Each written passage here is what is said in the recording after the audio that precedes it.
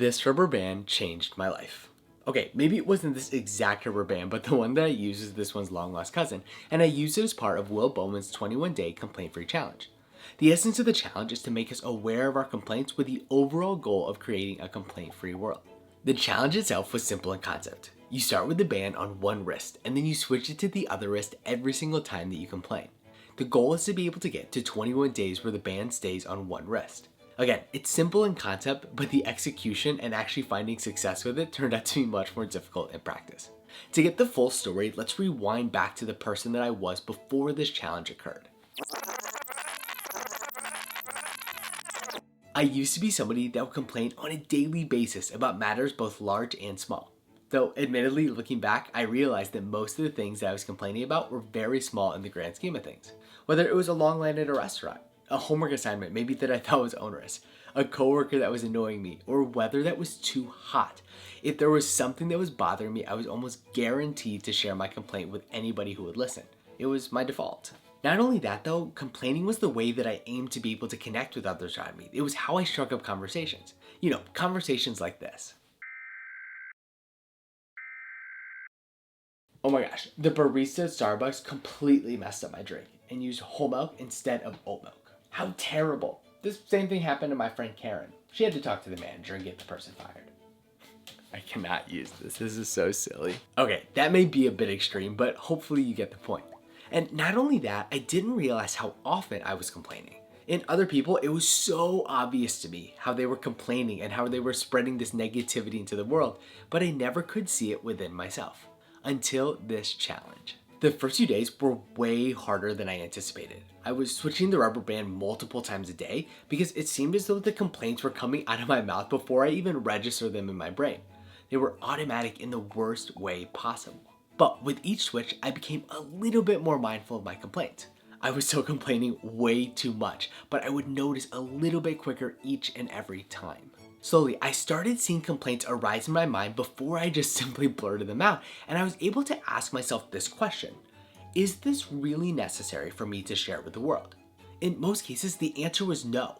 The complaint added nothing to the conversation, and also the thing that I was wanting to complain about was often something that I would forget just a few minutes later. In addition, the more that I did not give a voice to these minor things that were troubling me, the less they would actually bother me in the future. I was becoming more patient. I was becoming more understanding, and I was becoming more resilient as a human. As a result, the intervals between moving the band became longer and longer until there were days, and then weeks, and then an entire month where the band stayed on one wrist. Day by day, the changes were so slight, but they grew to completely change the way that I lived and also the way that I interacted with other people. The smallest annoyances, they just stopped bothering me. I was able to see more good and more possibility in the world than I had ever seen before. And my connections with others became based on real, meaningful topics, as opposed to me trying to connect with others by simply whining about my life. I took on this 21-day challenge in the spring of 2020, so it's been over a year now for me to be able to process the results, for me to be able to see how this has changed my life. Here are the 3 main lessons that I've gathered.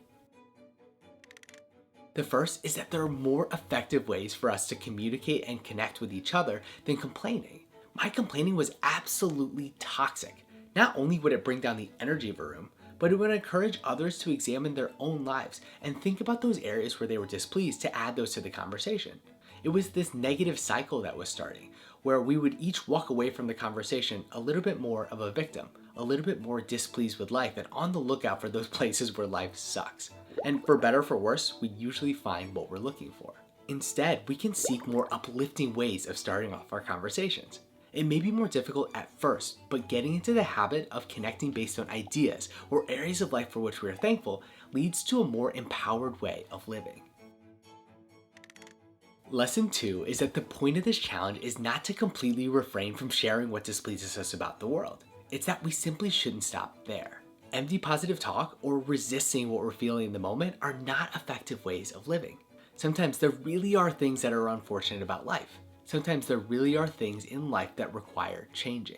But complaining happens whenever we speak those statements out into the world with no intention of doing anything about it. And in that, we lose our power to initiate any sort of change. I've learned in the past year that no matter how daunting something may seem, there's always at least one thing that we can do about it. even if that thing is just shifting our perspective a bit. So it's totally okay, sometimes even necessary, to voice our displeasure with the world. But the key is to speak with the intention of seeking a solution, as opposed to just trying to find others to commiserate with us in our unfortunate situation. And finally, I learned that it's way easier to go out and critique others, to find their flaws, as opposed to doing the real work of finding those areas within me that need improvement. But just because it's easier does not mean that that's the right path to go down. I saw complaints coming from everybody else, but I did not hear them whenever they were coming from my own mouth. In her book, 101 Essays That Will Change the Way You Think, and they will change the way that you think, Brianna Weiss says, "The things that you love about others are the things that you love about yourself. The things that you hate about others are the things you cannot see in yourself." This challenge brought to light my habit of complaining, and it largely helped me eradicate it from my life. That said, there's still so many harmful habits that I continue to do to this day. So until I fix each and every one of those, which I'm not sure is possible for me to do in my lifetime, I'll stop throwing rocks from my glass house. Because after all, any time and energy that I spend looking externally trying to fix other people is much better spent fixing the holes, fixing the insecurities, fixing the flaws within me. So what about you? Have you taken up this challenge before?